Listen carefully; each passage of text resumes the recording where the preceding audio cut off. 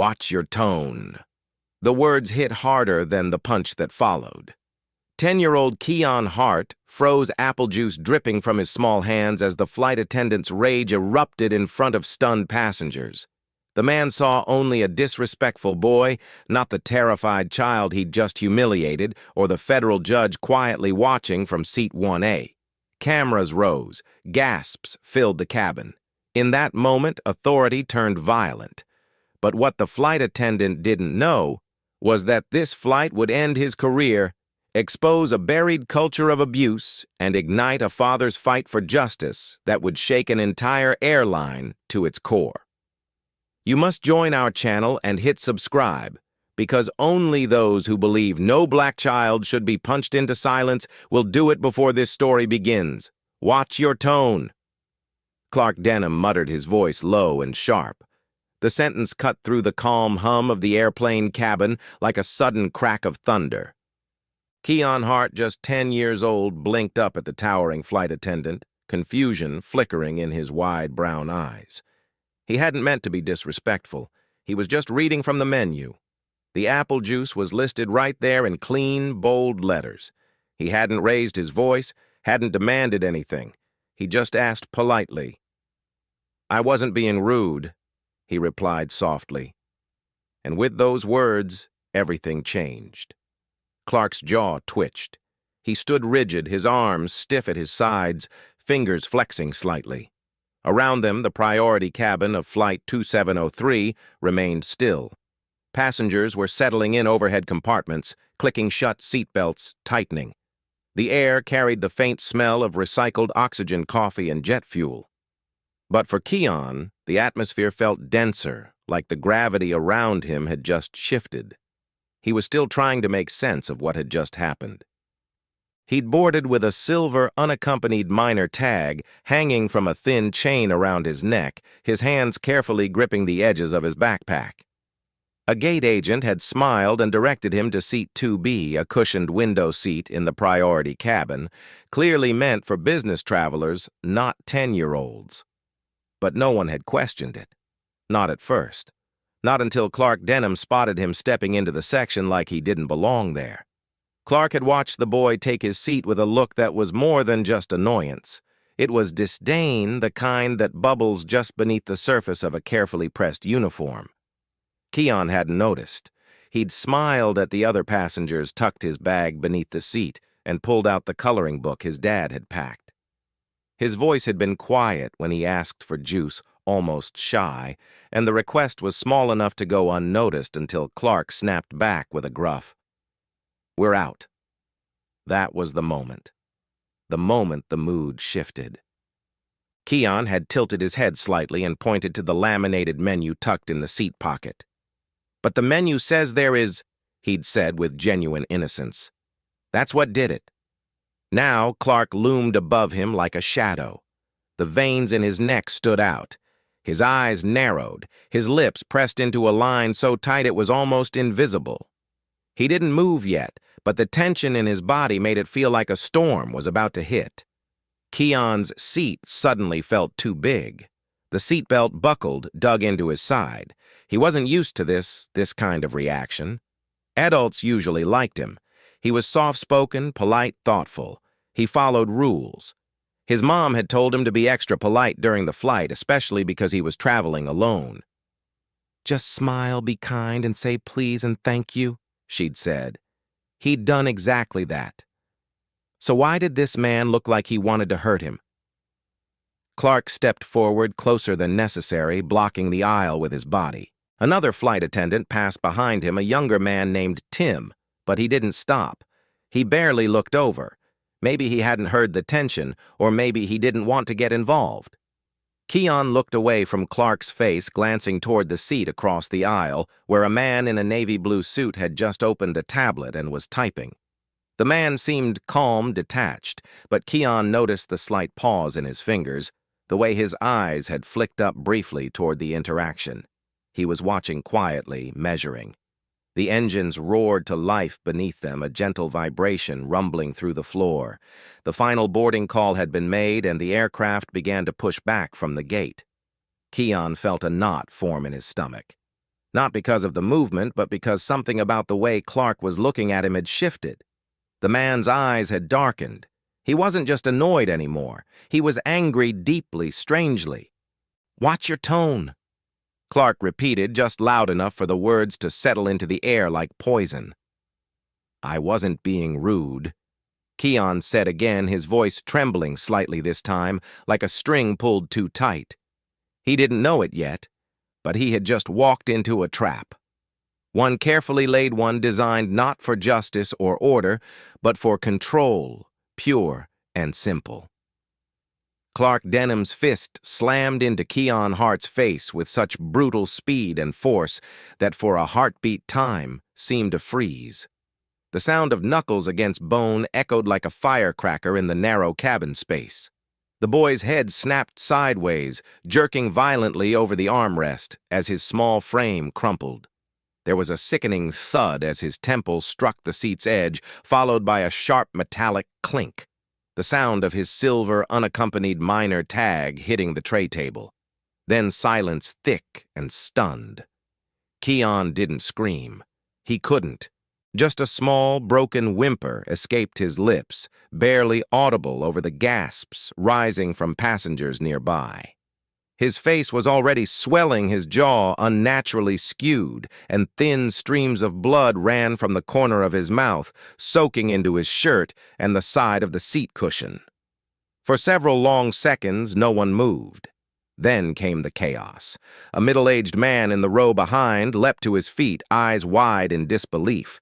A younger man across the aisle fumbled for his phone, hands trembling. An elderly passenger clutched her chest and whispered a prayer. But the figure who stood out most was the one in row 1A. A tall man in a navy blue tailored suit, clean-shaven, composed, and utterly still. Slowly he rose from his seat. Clark Denham, still standing in the aisle where he had thrown the punch, looked around as if daring someone to challenge him. His square jaw twitched and his fists remained clenched, the tension visible in the seamless of his forearms. He didn't look panicked. He looked justified. "He got smart," Clark muttered, glancing over his shoulder, but never meeting anyone's eyes. "Disrespect like that earns a lesson." A murmur of disbelief rippled through the cabin. Keon groaned softly, his face resting on the edge of the armrest, breath hitching in shallow bursts. The bright cabin lights above caught the shimmer of blood smeared across his cheek. A few seats down, a teenage boy reached for the call button, repeatedly, his voice cracking as he called for help. Clark turned sharply at the sound. Behind him, a young male flight attendant, barely older than 20, stood frozen near the galley curtain, his hand halfway to his radio. He stared at Clark as if trying to determine whether he was looking at a colleague or a threat. "Call medical," the suited man in row 1A said firmly, without raising his voice. "Now." The young attendant jumped, nodded quickly, and slipped behind the curtain.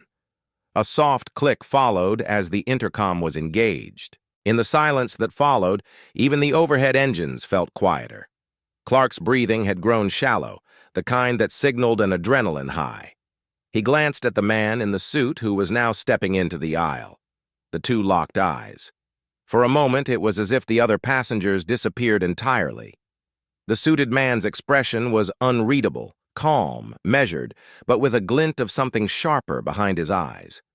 Authority, the kind that didn't come from a uniform. Clark's jaw twitched again, his posture stiffening. "I said he got smart." He repeated louder now, as if saying it again would make it true. "You all saw it." He talked back. No one responded. The man in the suit took another slow step forward. His shoes made a soft tap against the cabin floor. "And you decided that justified violence." He asked quietly, the question hanging in the air like a dropped blade. Clark's eyes narrowed, the heat in his face returning. "Don't twist it. He disrespected me. I gave him a warning. I gave him a—" The suited man glanced down at Keon's slumped body. The boy hadn't moved. "He's a child," the man said now, standing just a few feet away. "You struck a child." Clark's lips curled slightly defensive. You don't know what happened. You weren't close enough to hear. The man lifted his left hand, revealing a silver boarding pass still clutched in his fingers. I was in row 1A. I heard everything. Clark opened his mouth, then hesitated. A flicker of recognition passed through his eyes, but he buried it quickly. The curtain parted again as the young flight attendant reappeared, his voice shaking. Medical team's meeting us at the gate, he said. They're bringing a stretcher. A wave of tension rippled through the passengers. A few began murmuring, shifting uncomfortably in their seats. One man pulled out his phone and began recording, tilting the lens just enough to catch both Clark and the suited man in the frame. Clark noticed his face twitching again. "Don't record me!" he snapped, but the phone stayed up. The suited man ignored the outburst and turned, slightly addressing the rest of the cabin. "I need you all to stay calm. Remain in your seats. Medical will be here shortly." Lark, fists still clenched, took a step backward toward the galley. "What's your name?" the suited man asked. Clark paused. "I asked you a question." The flight attendant, clearly rattled, looked from one man to the other. "Clark Denham." Clark muttered reluctantly. The suited man nodded once, then lowered his voice. "Mr. Denham, you've just made a very serious mistake." The wheels of Flight 2703 screeched against the tarmac as the aircraft came to a smooth but urgent stop at Skyland International Airport. Outside the windows, emergency vehicles stood waiting, red and blue lights flashing in rhythmic pulses across the cabin walls. The atmosphere inside the plane was heavy with unease. No one spoke above a whisper. A child had been attacked, and now the consequences had landed both literally and figuratively. Two paramedics in Navy uniforms rushed up the jet bridge the moment the cabin door opened. One carried a collapsible stretcher, the other a medical bag, his face unreadable behind the steady professionalism of someone trained for trauma. A young male flight officer guided them forward, quickly gesturing toward seat 2B, where Keon Hart lay slumped sideways, his face pale and lips trembling. Blood had dried along the side of his chin, and his shirt was stiff where it had soaked into the collar. Keon didn't cry. He hadn't since the initial blow. His body remained still except for the occasional flinch when movement jostled his jaw. One of the paramedics knelt beside him, speaking softly. "Can you hear me, buddy? Nod if you can hear me." Keon's eyes fluttered open.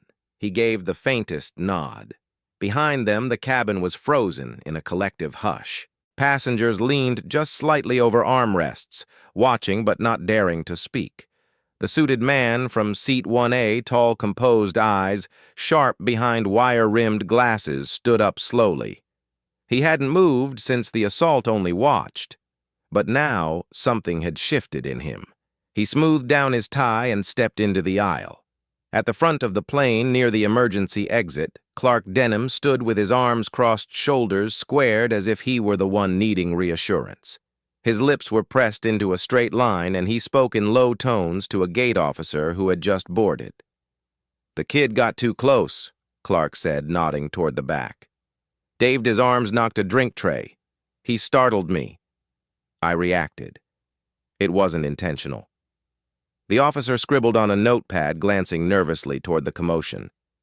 "And you struck him in the face." "I defended myself," Clark replied quickly, his tone curt. He got aggressive. The officer looked uncomfortable. "He's 10. Clark's jaw tightened, but before he could speak again, the man from 1A stepped forward, card in hand. His voice was calm, but it cut through the noise like a blade. "Judge Marcel Durham, Fifth Circuit Court." The officer's eyes widened. He took the card with both hands, quickly reading the embossed lettering.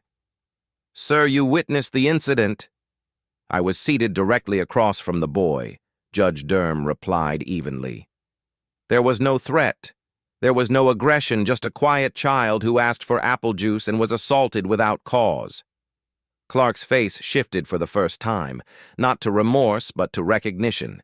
He opened his mouth, but whatever he planned to say died in his throat. The gate officer stepped back and signaled a nearby crewman who immediately called in additional security. The decision had been made. Clark Denham was no longer explaining.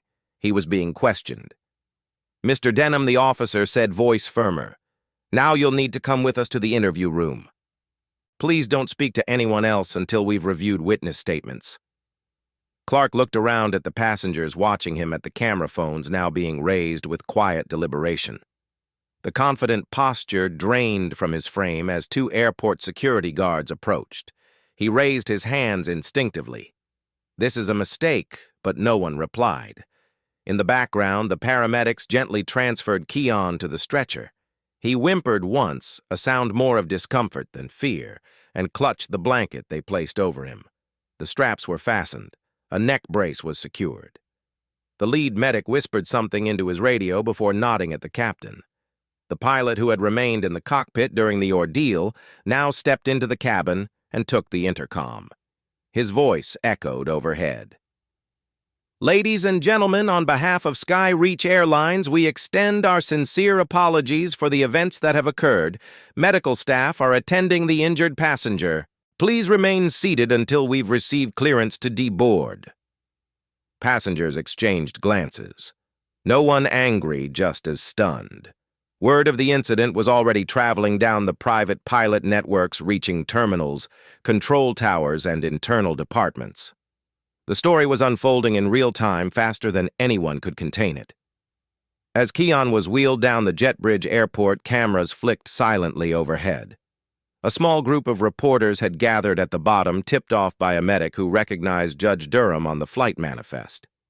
Keon's arrival was met with camera flashes, though the paramedics blocked the view with practiced precision. 2 hours later at Skyland Memorial Hospital, the double doors to the emergency wing burst open. Marcus Hart stepped inside, his face shadowed with panic.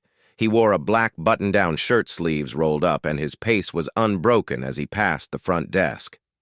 "My son, Keon Hart. He was just brought in from a flight. I'm his father." The receptionist pointed down the hallway. "Room 3B, sir. Trauma observation." Marcus didn't thank her. He moved like a man chasing time. Inside the room, Keon lay beneath a light blue hospital sheet V, dripped in one arm, jaw encased in a stabilizing wrap. A young male nurse adjusted the heart monitor while glancing over notes. When Marcus entered, he froze mid-step.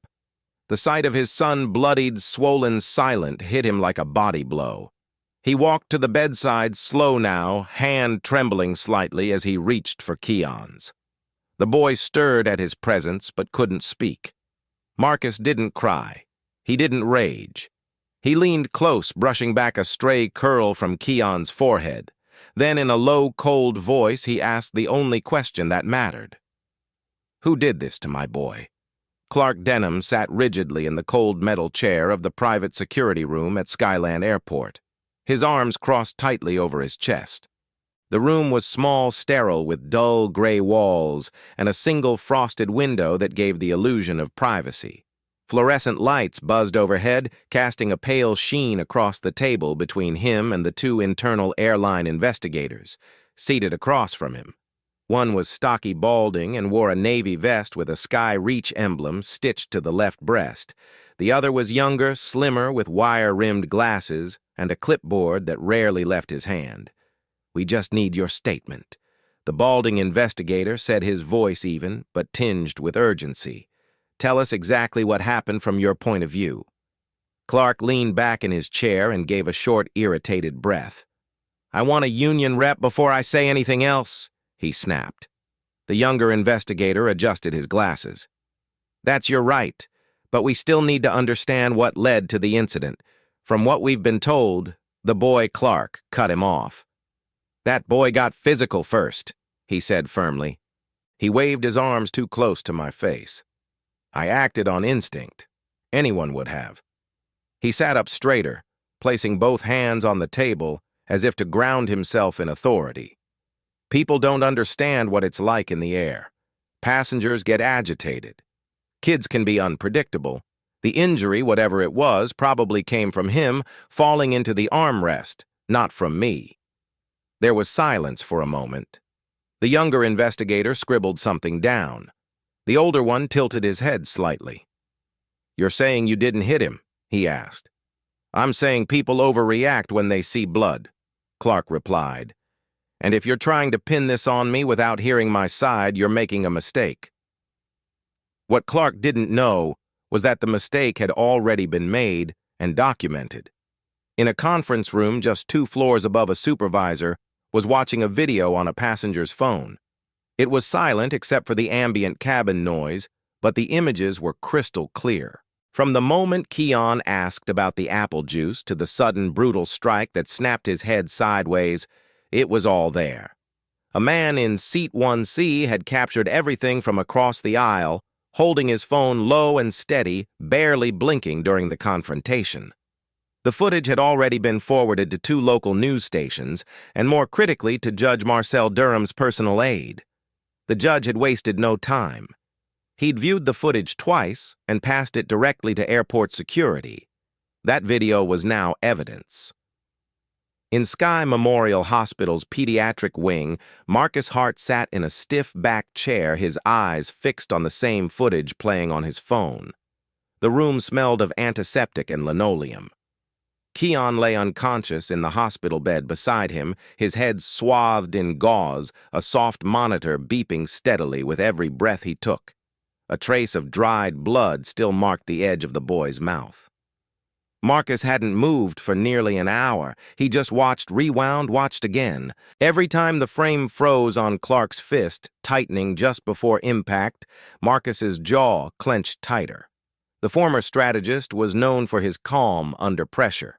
Haven Corp had once trusted him to coordinate multinational deployments, crisis containment, and fail-safes that protected lives across continents. But right now, none of that mattered. None of it could undo the sight of his 10-year-old son crumpling beneath the weight of a stranger's anger. A nurse stepped in quietly, holding a clipboard. "Mr. Hart," he said gently, "the doctors are reviewing the scans now. We'll know more about the fractures soon." Marcus didn't turn his head. "Thank you," he murmured. Then, as if speaking more to himself than the nurse, he whispered, "He chose the wrong boy." He rose slowly from the chair and walked to the window overlooking the parking lot. Outside, the sun was beginning to set behind the terminal towers. He pressed his palm against the glass. His mind wasn't racing, it was sharpening. This wasn't just about a punch. It was about what had allowed the punch to happen. A man like Clark didn't snap in a vacuum.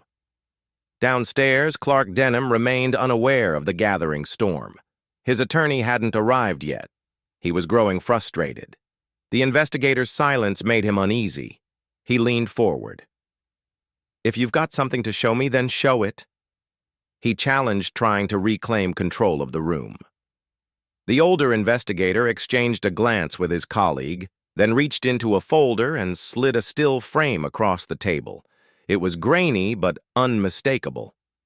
Clark's arm extended fist clenched the boy's head, beginning to recoil. Clark blinked, his mouth opened slightly, but no words came out. "We're done here," the older investigator said. "You'll be escorted to holding for now. A representative will meet you there." As Clark was led out of the room by 2 security guards, his steps no longer carried the weight of confidence they dragged. Somewhere in the building, a copy of that same footage was being reviewed by Legal Counsel Public Relations and the airline's crisis team.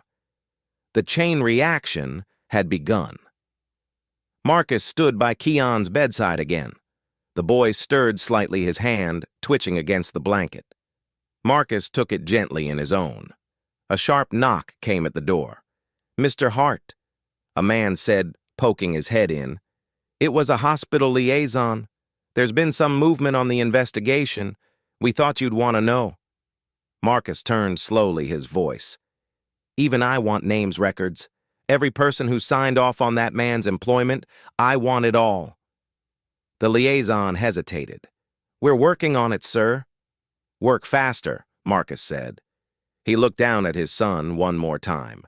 His tone softened, but the fire beneath it remained. "He chose the wrong boy," Marcus muttered under his breath. Clark Denham's name was now permanently etched in Marcus's mind. The crowd outside the Skyland Federal Courthouse shifted restlessly as reporters held their microphones high, cameras whirring beneath the gray morning sky. Judge Marcel Durham stepped up to the podium with a measured calm that silenced even the most aggressive press. Dressed in his signature dark overcoat, he looked like a man used to bearing storms and controlling them. This morning he began, voice slow and unwavering. "I want to speak not just as a federal judge, but as a witness. What I saw on Flight 2703 was not confusion or misunderstanding. It was violence, and no child deserves that kind of brutality, especially from someone trusted to care for them." The words hung in the air. Flashbulbs popped. Some reporters lowered their microphones, taken aback by the gravity in his tone. Durham didn't linger. With a short nod to the bow beside him, he stepped down from the podium and walked briskly back inside the courthouse, avoiding questions. The message had been delivered. The nation had heard it.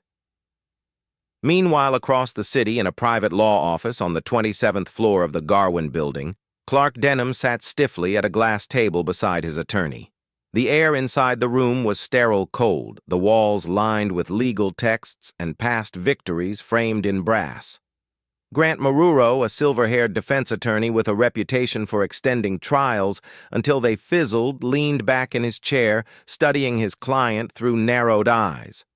"They're going to come hard," Grant said. "But that's just noise. What matters is what we put on record. You were provoked. You felt threatened. You acted on instinct. That's our story, and we're sticking to it." Clark's jaw tightened. "It was just one punch," he muttered, his voice clipped. The kid wouldn't let it go. He kept pushing. "Don't say that to anyone else," Grant snapped, pointing a finger. "You're not the victim here, not publicly. You're the man caught in a situation gone sideways. Say too much and they'll twist it." As Clark nodded, something flickered in his eyes. Not remorse, but annoyance. He didn't believe he had done anything wrong, that more than anything would become his undoing. At that same moment, Marcus Hart sat in a quiet corner booth of a diner on the east side of Skyland, his laptop open, a half-finished cup of black coffee in front of him. The morning sunlight filtered through dusty blinds, drawing faint golden lines across his weathered face. Two men slid into the booth across from him. Caleb Rohr and Lionel Sims, both former engineers he had worked with during his years consulting for Arison Systems. Marcus didn't greet them with small talk. Instead, he turned the screen toward them. "This is what we know so far," he said. Lines of text scrolled across a shared document. Passenger testimonies, dated internal reports, excerpts from emails scrubbed of corporate signatures. Marcus tapped a highlighted section. Here, passenger complaint. 18 months ago, Clark was reported for yelling at a boy with special needs, filed under internal conduct review, then erased 2 weeks later. Caleb leaned in. "We saw these patterns before," he said grimly. "Remember Klein Rogers Security? They use the same tactic. Flag incidents just enough to be seen, then bury them quietly," Lionel added. "And it's not just deleted reports. Look here. Flagged crew memos rewritten to sound like minor misunderstandings. If we cross-check timestamps, we might be able to recover the original versions from the data cache." Marcus's fingers flew over the keyboard, eyes sharp with focus. The fury he'd felt in that hospital room was still there, but now it was channeled, calculated. He wasn't swinging wildly. He was aiming precisely. They worked for hours, their conversation low but urgent. They cataloged 6 distinct reports involving Clark Denham, each dismissed, rewarded, or outright removed from Skyreach's official logs. One involved a verbal threat toward a junior attendant, another a shouted tirade at an elderly passenger over a seating mix-up. Each had been explained away as training challenges or miscommunication. Marcus sat back, rubbing his chin. They knew. They always knew, he said. Then he reached into his coat pocket and pulled out a slim black flash drive, placing it on the table. "Everything we've built, copy it. Encrypt it. Then send one to Durham's aide. I've already cleared the channel. Is this enough?" Caleb asked. "It's enough to start a fire," Marcus said. That evening, under dim fluorescent lights inside Judge Durham's private chambers, Marcus handed him a manila folder. It was thick, heavy with printed evidence. Durham opened it without a word, his eyes scanning each page with practiced precision. A silence stretched between them, filled only by the rustle of paper. "This is more than misconduct," Durham finally said. "This is a system designed to cover itself." Marcus nodded once. "This wasn't a moment of rage," he said, voice low but steady.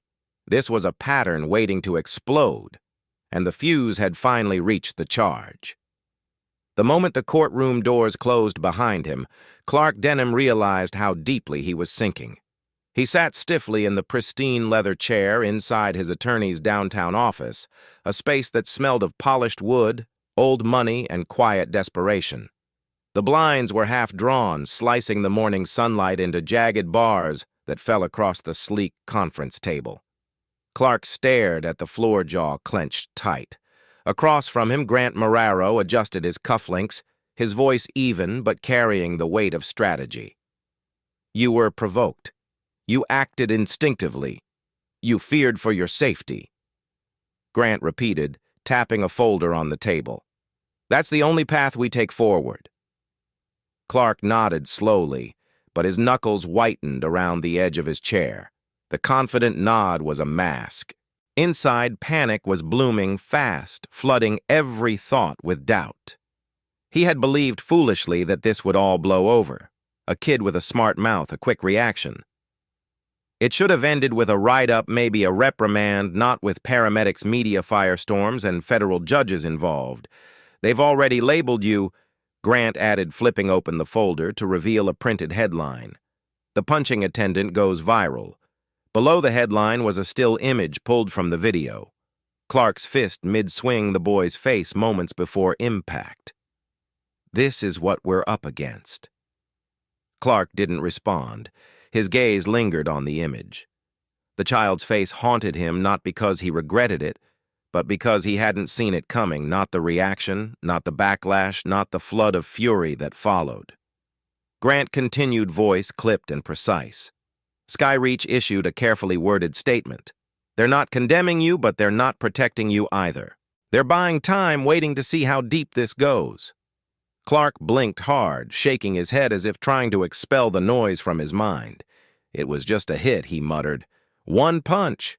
I didn't even mean to." "That's not the narrative anymore," Grant interrupted, leaning forward, eyes sharp. "You're not facing the airline's HR department. You're facing a judge with federal power, a national audience, and a father who knows how to weaponize truth."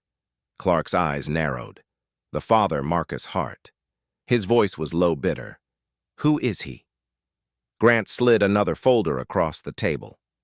"Former operations strategist for Haven Corp. And Defense Sector Global Logistics Psychological Operations Systems Disruption. He doesn't scream. He doesn't protest. He dismantles." Clark felt a chill crawl down his spine. Right now, Marcus Hart isn't pacing a hospital floor worrying. Grant said he's planning mapping, gathering leverage. Clark stood abruptly and walked to the tall windows, staring down at the city traffic. "Then what do we do?" "We get ahead of it," Grant replied. "You authorize a counter-ute defamation, emotional distress, say you were painted as a monster unfairly. We put Keon's family on the defensive." Clark hesitated. "You really think a jury will believe I hit a kid in self-defense?" Grant stood now too, buttoning his coat. "They don't have to believe it completely. They just have to doubt enough of it to soften the blow." But across the city, Marcus Hart was playing a far different game. In a dimly lit cafe tucked behind a publishing office, Marcus sat with a former colleague, a data analyst from their think tank days, sliding a flash drive across the table. "Encrypted," Marcus said. Audio logs, dated reports, incident transcripts. Clark Denham's trail of misconduct didn't begin on Flight 2703. The analyst, a lean man with close-cropped hair and a focused stare, nodded once. "We'll leak it in stages to the right outlet. Use the independent network," Marcus said. "They're the only ones who don't bury stories under corporate pressure." The analyst pocketed the drive. "You're not playing defense." "I never was." Marcus left the cafe and stepped into the quiet evening, dialing another number as he walked. "Is Dr. Rennick available?" he asked. "Tell him Marcus Hart is ready to move forward." "Yes, forensic facial trauma. I need expert testimony on record." That same night, an anonymous complaint was filed with the National Aviation Conduct Board. It was meticulous, factual, professional, and irrefutable. Judge Marcel Durham was named as a corroborating witness. Inside the Skyreach headquarters, panic began to trickle upward. Not from the public, not from the media, but from within. Someone had begun pulling thread after thread, and now the seams were tearing. Back at the legal office, Grant briefed Clark one last time before dismissing him. "We control the story, Clark. We stick to the message." But even as he spoke, his phone vibrated with a new headline. "Former Skyreach employee speaks it out." Clark was always looking to prove a point. Clark saw the headline, his stomach twisting. "They're painting me like a predator." Grant hesitated for a fraction of a second too long before replying. "You're not facing a PR problem," he said at last, lowering the phone slowly onto the table. His voice was quiet now, almost defeated. "You're facing a father who knows how systems break and how to make them collapse." The sealed envelope slid across the table with a whisper, landing squarely in front of Marcus's heart. He didn't touch it at first. He just stared, his fingers laced tightly together, jaw set hard enough to hurt. Across from him sat a lean man in his early 40s with ash-gray stubble on his chin and lines carved deep into his forehead. Jason read, "Former lead attendant at Skyreach." His eyes didn't waver. "I kept it all these years," Jason said quietly. "Didn't know if I'd ever use it, but when I saw what he did to your son, I couldn't stay silent."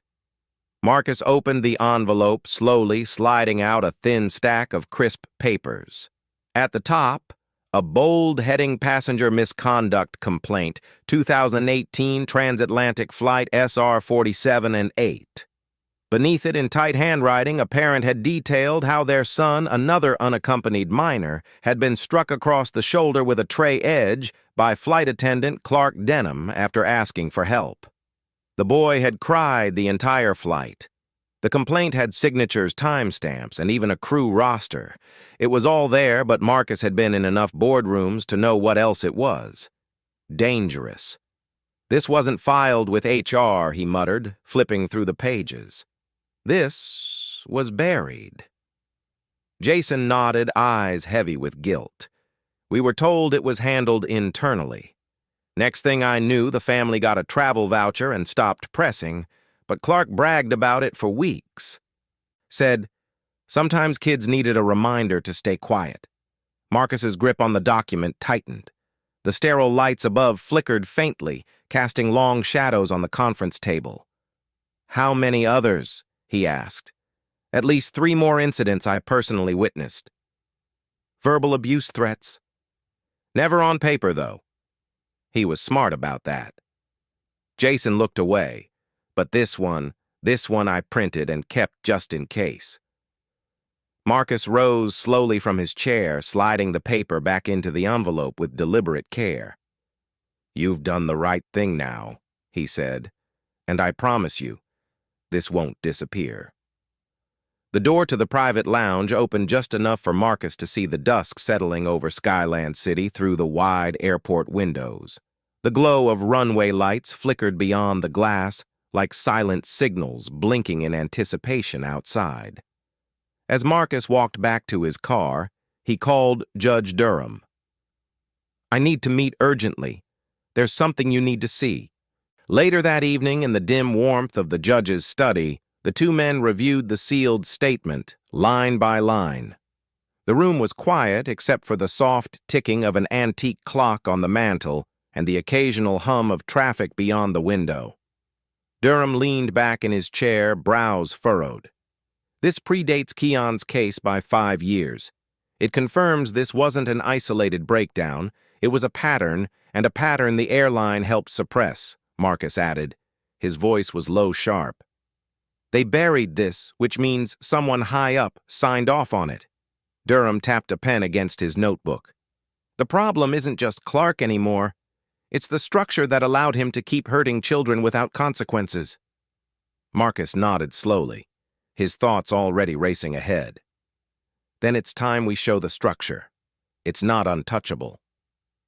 Over the next several days, Marcus contacted two former engineers he'd worked with years ago, both now contractors with data clearance for the airline's back-end systems. Through encrypted channels, they helped him retrieve fragments of past employee complaints flags buried in old databases, most labeled closed without cause.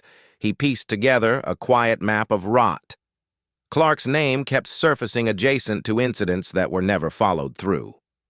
One internal note read, "Reported as temperamental but essential to crew balance." Another handled via informal talk. "Issue not escalated." Marcus stared at the screen, the cursor blinking like a metronome of rage. That night, back at the hospital, Keon sat propped in bed watching a cartoon with the sound off. A thick bandage still ran across his jawline, and even the smallest smile made him wows. He hadn't spoken in days. Marcus sat beside him, one hand gently covering his son's.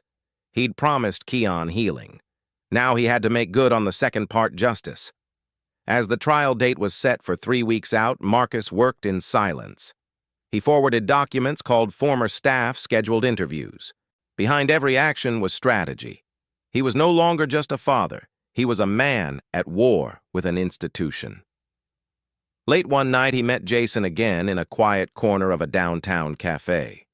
Rain tapped at the windows like a slow drum beat, muffling the sounds outside. "This doesn't stop with him, does it?" Jason asked, his voice low.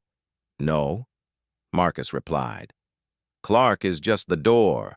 What's behind it is bigger." Jason looked down at his coffee. "You're going to take them all down, aren't you?" Marcus didn't hesitate. "I'm not fighting a man," he said. "I'm fighting a whole culture, and I plan to win.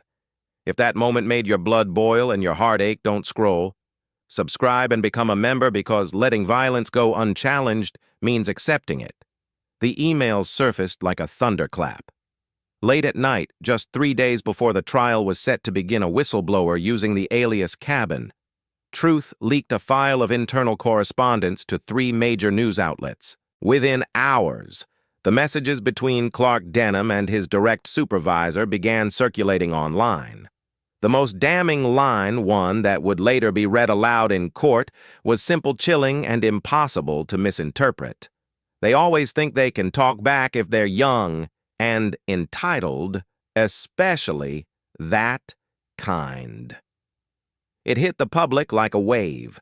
By morning, protests had already begun forming outside Skyreach Airlines headquarters in downtown Skyland City. Men in suits stood nervously behind glass doors, while chants echoed across the plaza. Signs bobbed above the crowd, not just a punch, a pattern. "Protect our kids and that kind. We know what you mean." Inside a quiet room on the 19th floor of the courthouse, Marcus Hart stood over a conference table cluttered with document statements and still frames from the flight video. He didn't speak for a while, just stared at the paused image of Clark's fist mid-air a fraction of a second before it connected with Keon's jaw. Behind him, a legal aide entered carrying a file. "Mr. Part, the court has accepted the whistleblower emails into evidence," the young man said, trying to mask the tremor in his voice. "And Clark Denham has been terminated. Skyreach made it official this morning." Marcus didn't smile. He didn't react. He simply gave a short nod and turned back to the image. "That won't stop his lawyer," he said flatly. "They'll pivot, blame the airline, call him a scapegoat." The aide hesitated. "You expected this. I planned for it." Elsewhere, Clark Denham sat stiffly beside his attorney, Grant Maruro, inside a dim, windowless legal chamber near the courthouse. He was dressed in a fresh navy suit, but his eyes were bloodshot. The termination had hit him hard, but it wasn't the loss of employment that disturbed him. It was the way the narrative had slipped out of his control. "They've boxed us in," Clark muttered, running a trembling hand over his face. Emails, witnesses, a judge, and that kid just sitting there milking the sympathy. I didn't mean to hit him like that. I mean, it wasn't. Grant cut him off with a raised hand. Intent isn't the issue anymore, Clark. Optics are. You've officially been cast as the villain, and now the best defense we have is to paint the entire system as broken. You were a symptom, not the cause. Clark leaned back in his chair, his mouth a tight line. And if that fails, Grant didn't answer. On the morning of the trial, a crowd of reporters, activists, and silent onlookers gathered around the courthouse steps. Inside, tension wrapped every hallway like wire. Court officers paced the perimeter, and the media buzzed with predictions. In the lobby, Keon sat in a wheelchair, his face still bandaged, his small frame surrounded by quiet, unspoken support. Marcus crouched beside him, adjusting the boy's lap blanket. "You ready?" he asked gently. Keon gave a slight nod, his eyes heavy but calm. They entered the courtroom together. Judge Wilton Stokes presided seated behind a tall oak bench, his gray brows furrowed as he glanced over the pre-trial briefs. Every seat was taken, and toward the back, unnoticed by most, Judge Marcel Durham sat in plain clothes expressing unreadable arms crossed over his chest. The prosecutor began without ceremony. "We intend to show this court that the injury to Keon Hart was not only deliberate, but predictable based on the defendant's own words and actions." He lifted a tablet and connected it to the screen. The video began to play. The cabin lights flickered on. Keon asked for juice. Clark responded curtly. The second request, the answer sharpens. Then, frame by frame, Clark's posture shifts. His shoulder tenses. His hand tightens. The punch lands. Gasps echoed as the room watched the moment in slow motion, not just once, but twice. The angle from the passenger's phone was clear damning. And then the prosecutor paused the video. He let the still image hang in silence. A child mid-flinch, frozen in pain. Blood just beginning to spatter his shirt collar. This, he said, stepping forward, his voice low and firm, was not an accident. It was a decision.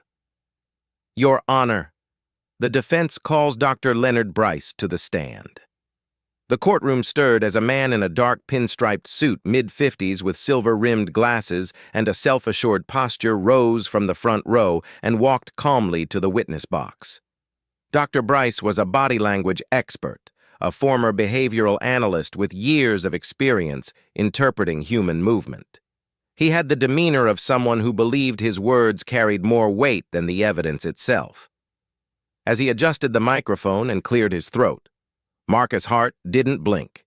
He had expected this move, had studied Bryce's past testimonies in other high-profile cases, and he was ready. The defense attorney, Grant Maruro, paced deliberately in front of the jury. "Dr. Bryce," he began, "you've reviewed the footage of the incident between flight attendant Clark Denham and the minor passenger."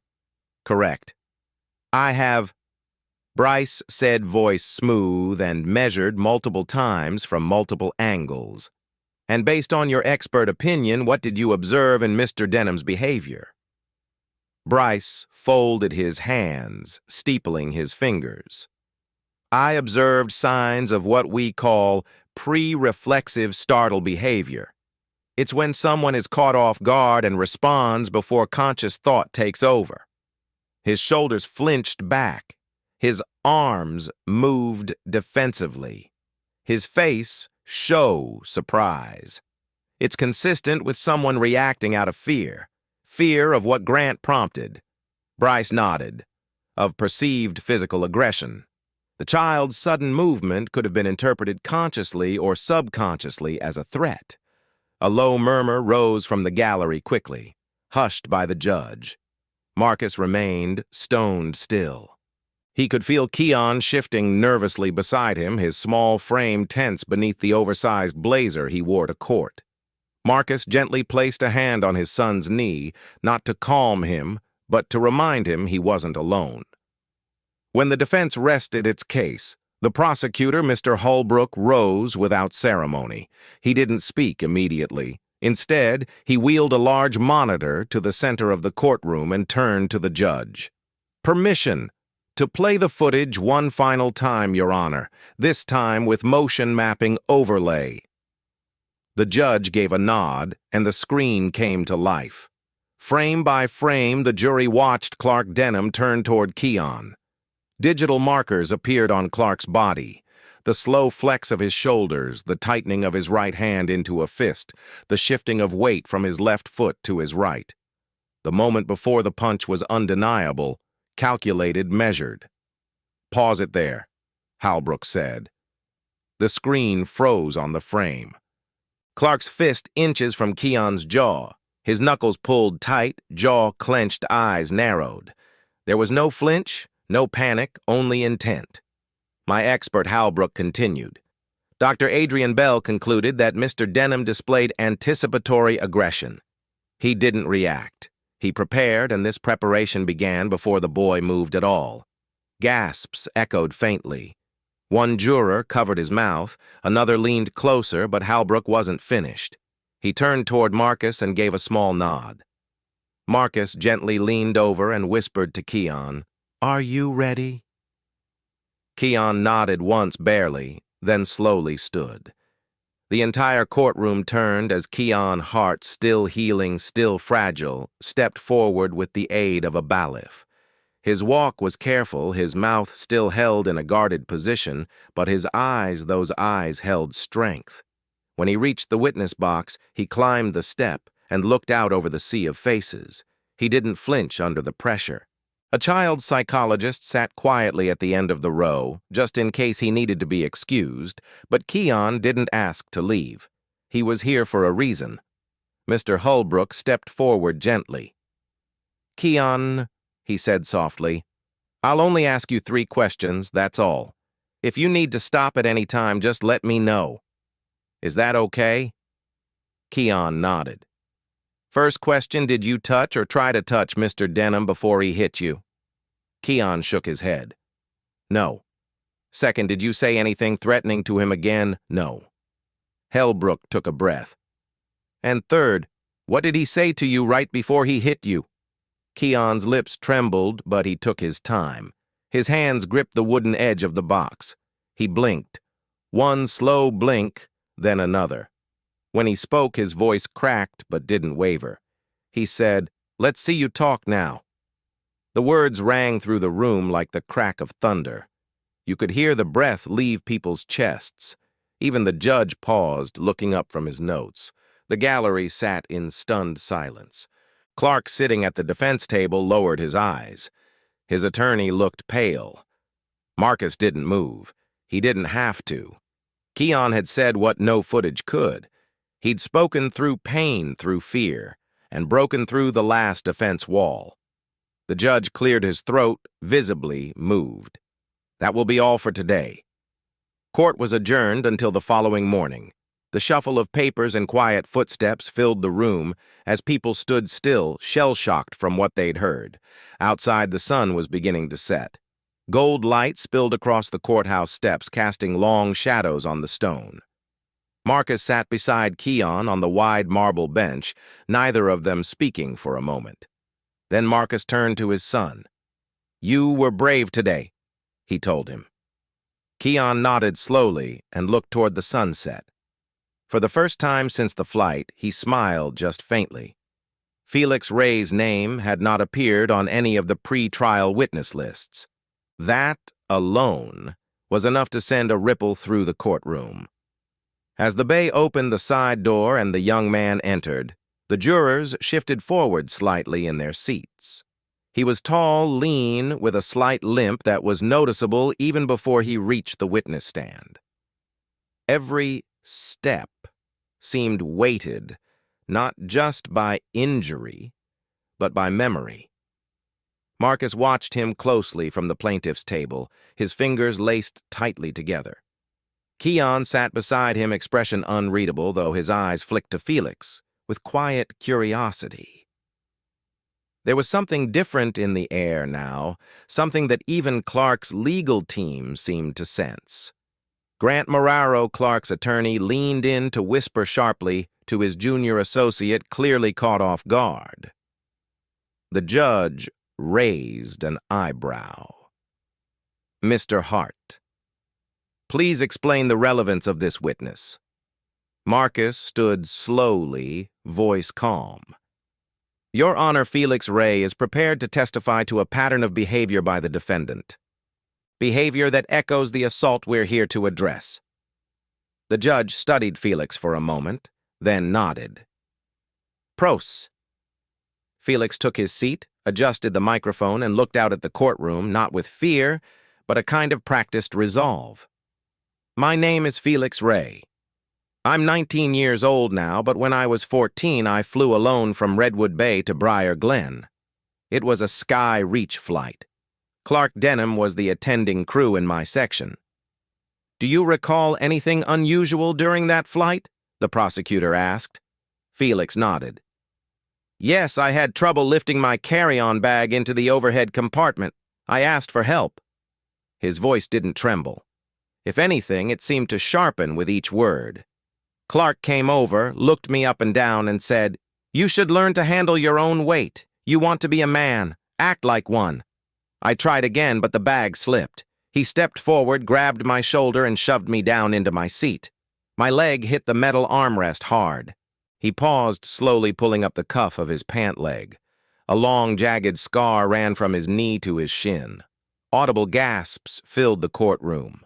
Marcus didn't move, but his jaw tensed. From the corner of his eye, he saw Keon's small hand move, resting gently on his. Did you report this incident? The prosecutor asked. Felix gave a bitter half-smile.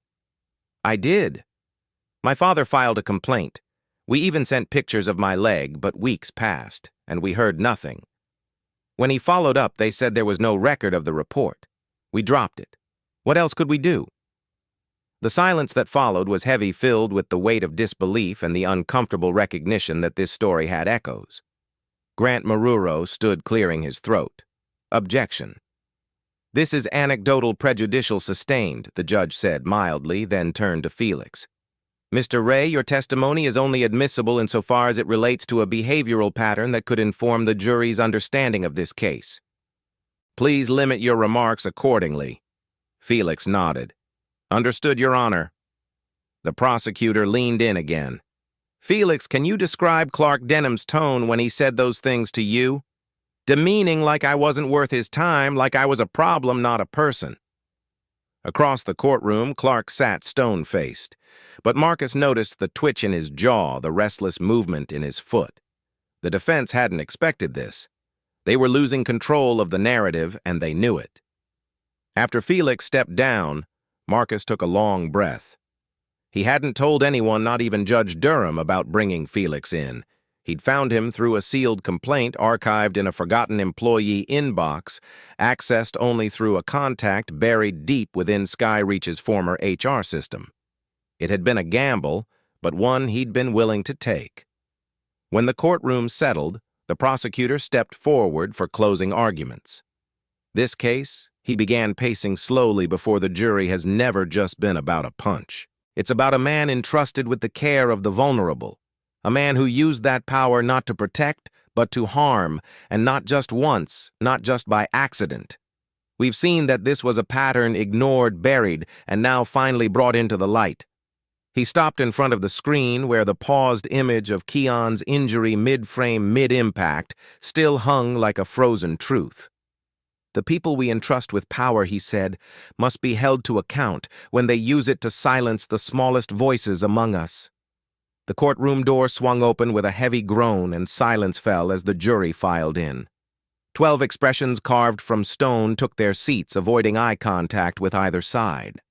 The foreman, a stern-faced man in his 50s, stood and cleared his throat. We, the jury, find the defendant, Clark Denham, guilty on all charges, aggravated assault of a minor abuse of authority in a custodial setting and infliction of intentional harm. A gasp rippled through the gallery, then silence. Clark's shoulders sagged. His attorney, Grant Maruro, placed a hand on his client's arm, but Clark didn't look up. His jaw twitched a subtle signal of suppressed fury. The judge tapped his gavel once and spoke evenly. Sentencing will be held in 48 hours, pending review of newly submitted corporate evidence tied to the case. Court is adjourned. The sound of the gavel echoed like a gunshot through the room as Clark was led out of the courtroom, flanked by 2 U.S. Marshals' cameras flashed from the press section. Reporters shouted over one another, their voices bouncing off the marble walls. "Mr. Denham, do you regret your actions? Was it really self-defense? What do you say to the family?" Clark kept his head low, his eyes fixed on the tile floor. But beneath that mask of silence, something hardened. Rage, perhaps, or shame, maybe both. But outside the courtroom, the real reckoning had already begun. Marcus Hart stood with Judge Marcel Durham and Jason Redd in a quiet side hallway of the federal building. The walls here were bare, unadorned, and the air buzzed with the low hum of fluorescent lights. The 3 men looked as if they belonged in different worlds. Marcus in his gray tactical cut suit, Jason in a plain navy jacket with a frayed hem, and Durham in his immaculate black robe removed only moments earlier. Marcus held a manila envelope tight against his side. Inside were transcripts, timelines, and a list of whistleblowers who had remained silent for too long. He looked to the judge. "You're sure they'll listen?" Durham's voice was calm, but firm. "They're already listening. We speak in 20 minutes. The federal subcommittee hearing on aviation safety and employee conduct convened in a restricted conference room 2 floors above the courtroom. No cameras, no reporters, just 12 lawmakers, and a long, polished table where Marcus Durham and Jason now sat beneath the seal of the Department of Transportation.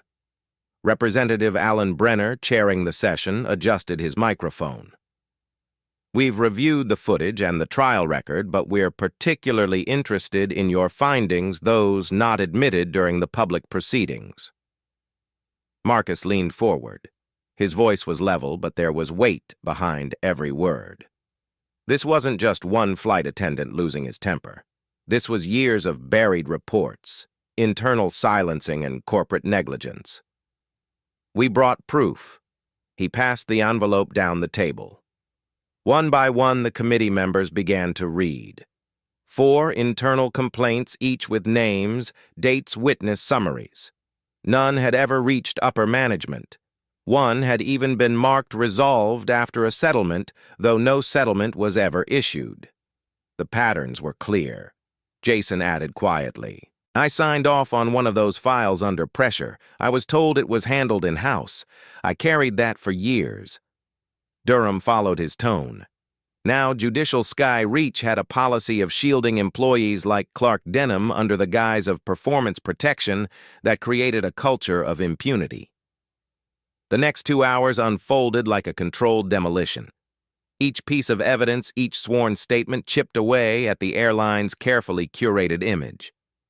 The turning point came when Marcus read aloud a line from an internal memo he had retrieved.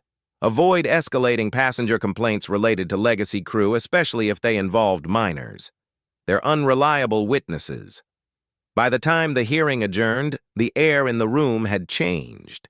Tension had turned into quiet determination. The subcommittee chair stood and addressed the room. "We'll be issuing a recommendation for immediate federal oversight into employee conduct protocols at Skyreach. This pattern cannot be ignored." The statement reached the press before Clark's prison van had even left the courthouse. Within 3 hours, Skyreach's CEO, Leonard Greaves, held a brief stammering press conference. "In light of recent revelations, I am stepping down effective immediately." No questions were taken. That same day, a national audit was announced. All major U.S. carriers would be reviewed for their handling of passenger complaints, particularly those involving children and disabled individuals. Skyreach's stock plunged by 11% in a single afternoon. But Marcus didn't flinch. He was sitting quietly in the courthouse atrium as the reports rolled in. Keon sat beside him in his navy hoodie, legs tucked under the bench. The boy still didn't talk much in public, but he watched the scrolling headlines on Marcus's phone with careful eyes. When Marcus locked the screen, Keon shifted closer. Marcus looked down at his son and smiled faintly. The noise of the day, the media frenzy, the hearings, the resignations. It all quieted in that moment. Keon leaned his head on his father's shoulder. The warmth was gentle, trusting. "Thank you," he whispered. The courtroom was heavy with silence as the judge returned to the bench.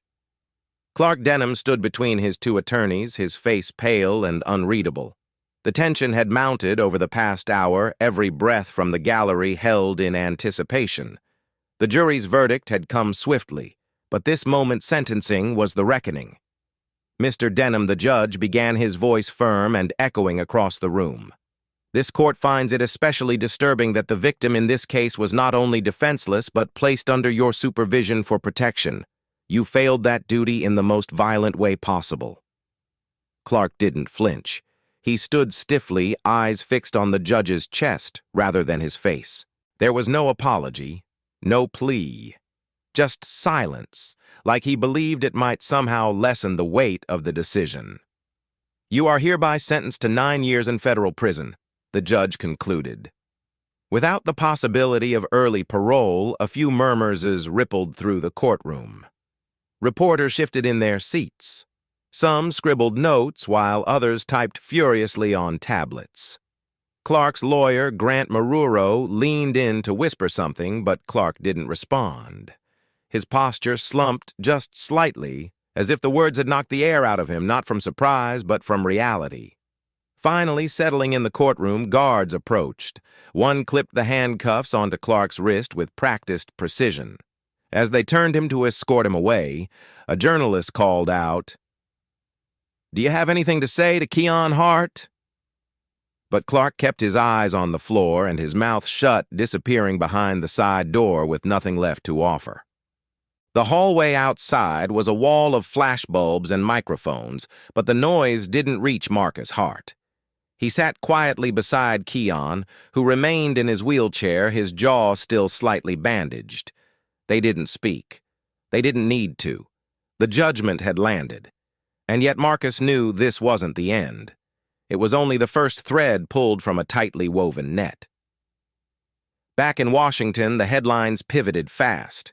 While Clark's appeal was filed that same afternoon, the coverage barely acknowledged it. Instead, all eyes turned to the larger story unfolding.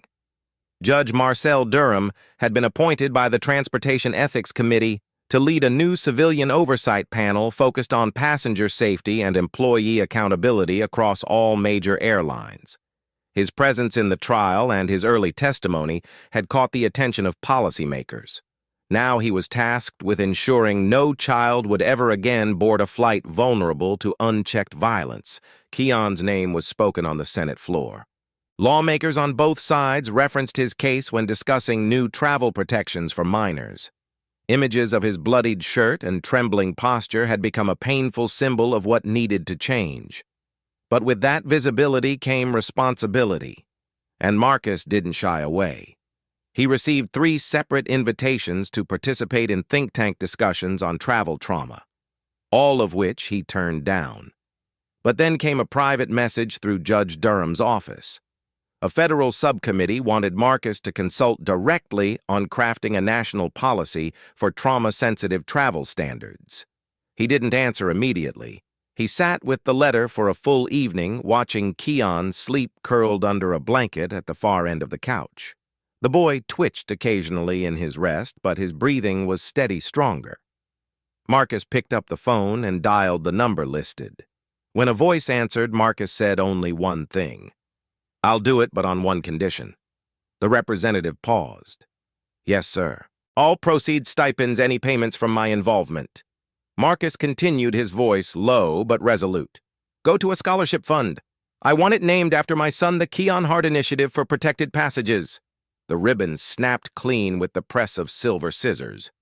Applause followed, brief, polite, not overwhelming, but enough to make Keon blink from the noise. He stood beside his father, hands folded neatly in front of him, the breeze tugging gently at the navy blue blazer Marcus had picked out that morning. It was 6 months to the day, 6 months since the flight, since the punch, since the silence. Now they stood beneath the curved glass awning of Terminal C, just outside the entrance to Skyland Airport's new children's safe lounge. A brightly lit sanctuary decorated with soft colors, low shelves of books, plush seating, and walls covered in murals of flying kites and distant cities. The space looked nothing like the cold, sterile gates that Keon remembered from that day. That was the point. This wasn't just a waiting area. It was a promise. The crowd began to thin as media crews packed up and airport staff resumed their duties. A few reporters lingered near the podium, but the attention had shifted. The cameras weren't on Keon anymore, and that somehow made it easier for him to breathe. "Want to see inside?" Marcus asked quietly, tilting his head toward the glass doors. Keon nodded, then glanced at the sign above them. "The Keon Hart Safe Lounge for every child who flies alone, his name in bold letters." It didn't feel real. Inside the space was warm and quiet, gentle piano music played from hidden speakers. One wall had a mural of a boy launching a paper airplane into a sky that curved around the entire room. A pair of men in blue polos. The trauma response staff offered smiles, but didn't speak. They let the moment unfold. Keon walked slowly past a low bookshelf, his fingers trailing along the spines. Every book had a small sticker on it. Donated by KH Initiative. Near the far corner, a playmat with wooden building blocks lay untouched. He paused, crouched, and started to stack them one by one. Marcus watched him for a while, arms crossed, but his stance soft. "You okay?" he asked gently. Keon nodded again, not looking up. "Yeah," he said then after a pause. "It's quieter here. That's the idea." There was a weight in Marcus's voice, not heavy with sadness, but with reflection. This wasn't just a lounge. It was the result of months of relentless advocacy meetings with legislators, partnerships with airport authorities, and hours spent reimagining what safety could look like for traveling children. Marcus hadn't done it alone, but he had led every step with the quiet fury of a father who refused to let the story end at justice. "I told my therapist something yesterday," Keon said, still focused on his tower of blocks. Marcus knelt beside him, meeting him at eye level. "What's that?" I said. "Even if I stutter a little, they still listen." Keon looked up, his eyes calm but steady. That used to scare me talking. I mean, like maybe no one would wait long enough to hear what I meant. Marcus felt a tightness in his chest. "They hear you now," he said. Keon shrugged slightly. "Even if they didn't, I think I'd still talk." From behind them, one of the lounge staff approached. "Mr. Hart, there's a news anchor outside. Who'd like a word? Just a quick question if you're willing." Marcus glanced down at Keon, who gave a tiny nod. "Go," he whispered. "I'll stay right here." Out by the terminal gates, a reporter waited beneath a boom mic, her notepad tucked beneath her arm. The camera crew wasn't rolling. It wasn't that kind of interview, just a quote, a headline. But Marcus took a breath before speaking. "How does it feel?" the reporter asked. "To see justice done?" He looked back through the glass where Keon now sat cross-legged on the playmat, quietly showing another boy how to balance blocks without them falling. No one told them what to say. No one directed them. It was just two kids being kids in a place that promised to protect them. Marcus turned back to the reporter. "Justice is never finished," he said.